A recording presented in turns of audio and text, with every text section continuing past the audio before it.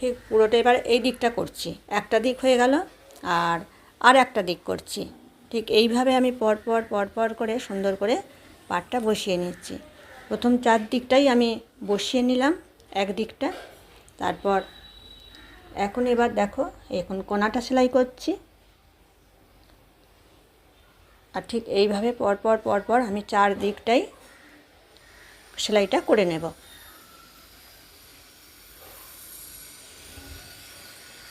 বাড়িতে যদি এইভাবে তৈরি করে নেওয়া যায় অনেকটাই সুবিধা হয়। যদি এরকম ছিট নিয়ে আসা হয়, নিয়ে এসে এইভাবে যদি তৈরি করে নিতে পারি অনেকটাই সুবিধা হয়।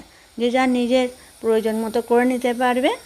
আর কী বলো তো, এবং বাড়িতে যদি আমরা নিজেরা তৈরি করতে পারি তাহলে আমাদের অনেকটা মজুরিটাও বেঁচে গেল। তা আমার মেশিন আছে।